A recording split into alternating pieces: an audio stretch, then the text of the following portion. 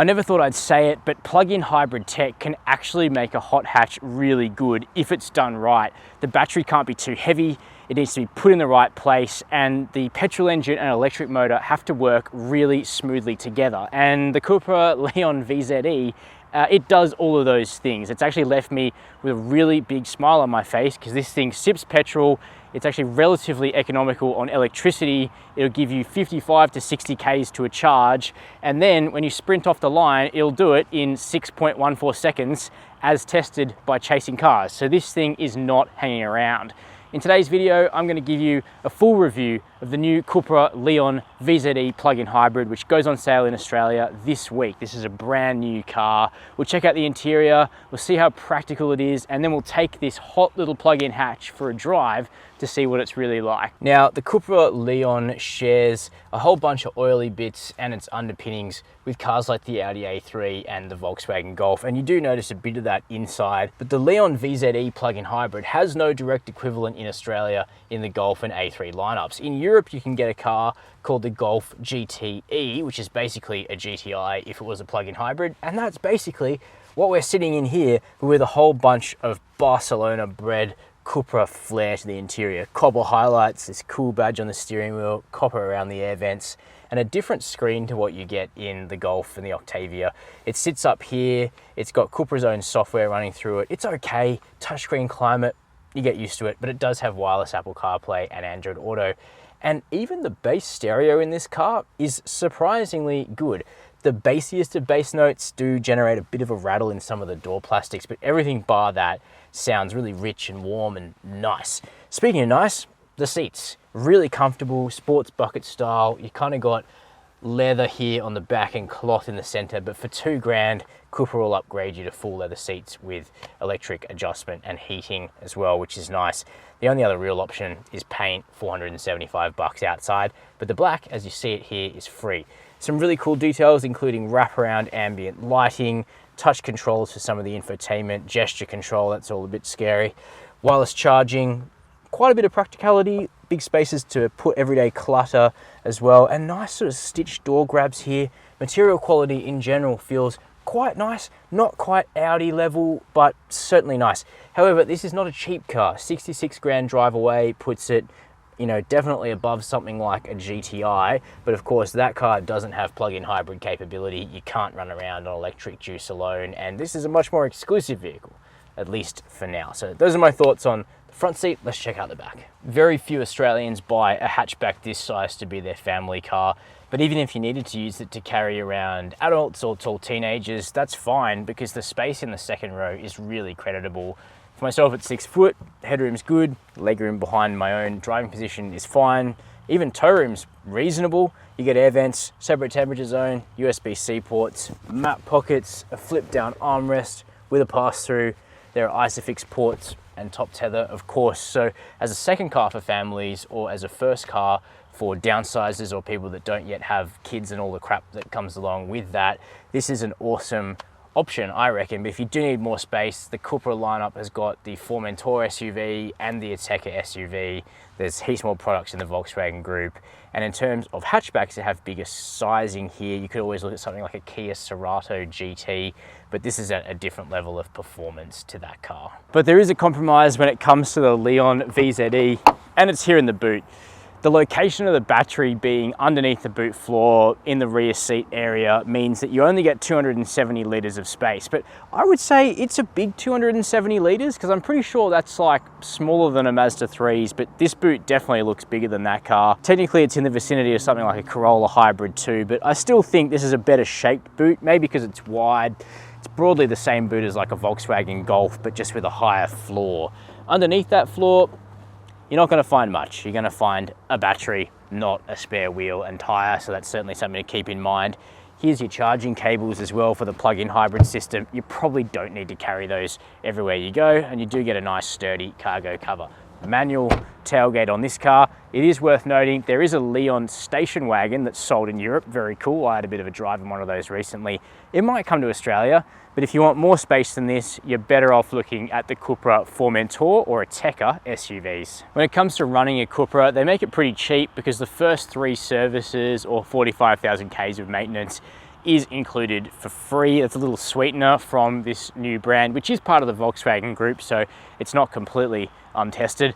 The warranty is 5 years with unlimited kilometers. And when it comes to petrol and electricity consumption, there's a little bit of sciencing that goes on with a plug-in hybrid, but here's a couple of common use cases. If you charge the battery, which is ideal for a vehicle like this, it'll give you 55 to 60 Ks of range, driven moderately on all electric mode in the real world. Not driving like my grandma, but not dragging people off at the lights. If you want to drag people off quite quickly in this car, I'll have you know, you'll want to use hybrid mode, which taps into the petrol engine and the battery, and that'll give you sort of 4 to 6 liters per 100 Ks while running down the battery over time. And if you have a dead battery in this car, worst case scenario, I was still able to get under 6 liters per 100 Ks of consumption, which is really frugal, but that is on 95 octane premium petrol. So now, jumping behind the wheel of the Leon VZe, I want to explain to you why this vehicle pulls things together so much better than most hybrid vehicles, and why it actually becomes quite sporty, engaging and fun and interesting to drive, which you wouldn't really say about a Corolla hybrid or something like a Lexus UX hybrid. Even though those vehicles are good, they're not sporty, whereas a Leon VZe is. So I'm going to explain some of the reasons why I'm happy to call this vehicle a hot hatch, even though it's a hybrid. But before I do that, let me just recap, I guess, what's on offer here, because after my week of independent testing with the vehicle, it's clear that the proposition is quite simple. So you can do 51 Ks of driving on electricity alone. So that was my tested figure, with me in the driver's seat driving in my normal way in E mode. So starting with a fully charged battery, I was able to get 51 Ks before the engine forced itself on. So that's pretty cool. But the second part of the proposition is that even once the battery is dead, you're going to be able to do about 6 liters per 100 Ks. And the vehicle basically starts operating like a Toyota style series parallel hybrid from that point. So it's quickly charging and discharging the battery in order to basically give you e-boost out of corners and while overtaking, and the rest of the time just using the petrol engine. So I'll explain how that comes together really seamlessly in just a sec. But first of all, let's talk about the mechanical bits and what's actually going on under the bonnet and under the skin of this car, because while it is quite complicated, the software actually makes it work well together. So we've got a very typical Volkswagen Group 1.4 litre turbo petrol 4-cylinder engine that on its own makes 110 kilowatts of power and 250 Newton meters of torque. And you will have seen this engine from such greatest hits as the Volkswagen Golf for the last 100 years, the Skoda Octavia, and heaps of other Volkswagen Group products. We know this engine, we know it works well, it's quiet, it's punchy, it feels more muscular than a 1.4 litre turbo petrol has really any right to do. And then on the way to a DSG automatic transmission, we meet an 85 kilowatt, 330 Newton meter electric motor. So it's mounted between the petrol engine and the transmission of the vehicle. So the electric motor in the car is pretty strong on its own. 85 kilowatts of power is what you get out of a Volkswagen Polo, and 330 Newton meters is plenty of torque for doing virtually anything. So we've got the petrol engine, we've got the electric motor, and then we meet a 6-speed wet clutch, heavy duty DSG dual clutch automatic transmission called the DQ400E. So in cars like the Golf R, you get a DQ400. This is the DQ400E. So it's a derivative of that Volkswagen Group transmission, but it's specifically set up for plug-in hybrids. And it has 3 clutch packs on it, which can open and shut based on whether the car is using petrol only, electricity only, or, as it is a lot of the time, both petrol and electricity in different degrees. And this is the key to what makes the system work so well. Because in something like a Toyota hybrid or a Lexus hybrid, you've got an eCVT transmission or sort of planetary gear. And what you basically get is relative serenity when the car is able to drive itself for very short distances on electricity alone. But then you have a loud, naturally aspirated petrol engine which revs high and sounds quite shrill as it does work. The difference is here is that we've got a whisper quiet 1.4 turbo petrol, and we've got an electric motor that comes before a conventional transmission. And so the whole thing sounds a lot more like a normal car. It shifts normally, so you don't have a wailing CVT with an engine pegged at high RPM when you're at kind of high throttle applications. Instead, it all comes together like a normal car, just with more torque than what you're expecting when you're driving it in hybrid mode. So it's basically like unremarkable in all the right ways, in that it basically just drives like a twin turbo car rather than a single turbo car, because you've got all this extra torque that's actually coming from the electric motor rather than from additional turbocharging. So hopefully that makes sense. Now, I already told you the transmission's called the DQ400E. 400 means it's only capable of taking 400 Newton meters of torque. Now, the engine's got 250 Newton meters, the motor's got 330 Newton meters, that adds up to 580, and the transmission can't take that, so instead the combined output of the car is limited to 180 kilowatts of power and 400 Newton meters of torque. Or in other words, Golf GTI power and Golf R torque. And that's basically how it comes together in its own mysterious way, but it all works. So we performance tested the Leon VZe because Cupra claims it can do a 6.7 second 0 to 100. Well, it turns out that was very conservative, because it will actually do 6.14 seconds. So this thing is really quite quick, with a combination of e-boost and strong torque from the turbo petrol engine. It rockets down the line, and then when it comes time to stop, this thing absolutely stands on its nose and stops in under 35 meters from 100 kilometers per hour, which is very short indeed. This thing will really stop. So it accelerates strongly, it brakes strongly. That just leaves ride and handling, which is a pain in a lot of plug-in hybrids, because they're situating a big battery, 125 kilo battery in this car, 12.8 kilowatt hours in capacity.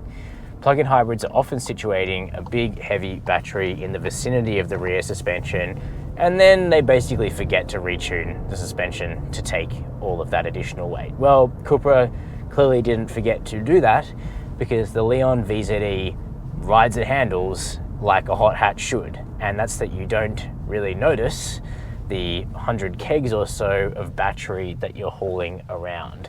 The suspension tune is masterful in this vehicle. It really is good. You know, I've had some generally positive but mixed feelings about the Mark 8 Golf. The Skoda Octavia won the 2022 Chasing Cars Car of the Year. The new Audi A3 is pretty good. But the Cupra Leon, I actually think it could be better than all of them. The ride somehow manages to be comfortable and cushy and compliant, but also maintain excellent body control while situating a really heavy battery that the combustion variants just don't have to deal with. And it all just works. You don't get this feeling of flubber from the rear end like you do in a Cerato plug-in hybrid, for instance, which is carrying around lots of weight in the same spot as this car. Instead, it's all just tied down, settled. You get a little bit of movement from the chassis when you're cornering hard. The ESC tune is really good. It's a joy to drive this car on a country road, even though it's the plug-in hybrid version, which is designed to be more helpful to you for commuting, zero tailpipe emission commuting. And then there's the steering, which I just love, and it's better steering than the Golf or the A3 or the Octavia. The rack is quick. Some would call it a little bit video gamey, but yet there's still actually a modicum of feel that comes through the rack. It's a really intuitive ratio. The steering wheel itself feels good. There's lots of grip from the tires. So the car is just sporty and interesting and cool and adjustable to drive. And speaking of adjustable, we've got VW's latest generation adaptive dampers on the car, which definitely helps. So you've got the slider rather than just basic comfort sport Cupra settings. So like on a lot of other cars with this system, somewhere between comfort and the midpoint tends to be about right for Australian road driving, and that's exactly as it was on the Leon. That's a way to soak up the bumps, still allow sufficient travel in the spring, but also maintain body control, and that's what this car does really well. Refinement's pretty good. There's a little bit of noise over course chip. That's what you'd expect from a car of this segment. But the safety systems, just like on the rest of the group's latest stuff, is good. So travel assist works brilliantly. Strong lane keeping on the highway, good adaptive cruise control, but the steering wheel doesn't appear to be capacitive because you can be holding it for a while and then it will ping you to take over control of the steering, and instead you should just be able to leave your hands on it. And we've got a lot of Audis coming through now with capacitive steering wheels. It'll be good to see that in the Cupra in future, if it doesn't have one. I don't think it does, because I was getting those warnings on the virtual cockpit. Anyway, blind spot monitoring, AEB, good reversing camera. You've got a good amount of safety tech on this car. Well, it's certainly not a cheap hatchback. I'm a big fan of the Leon VZe. It's one of the best integrated plug-in hybrid systems I've ever tested here on Chasing Cars, right up there with something like a BMW 330e, which is also really seamless and much more expensive than this car, it should be said. This thing is really quick in a straight line. It stops incredibly quickly, and the handling has really been preserved despite the presence of the battery for the plug-in hybrid system. And honestly, that is rare. Plug-in hybrids are usually not that good to drive. This one is. It adds to the experience. So count me as a fan. Buying a new brand is always a bit of a risk. No one's heard of Cupra. The fact it's backed by Volkswagen is probably a good thing, because it's not likely to kind of be a turn up and leave really quickly. I don't have a crystal ball, but that's kind of the sensation I get, is that they are pouring a lot of money into the effort to bring this brand to Australia. We'll see. Let me know what you think down below. You're welcome to clash with me. That's fine. While you're there, hit subscribe, hit the notification bell, and as always, thanks for watching Chasing Cars.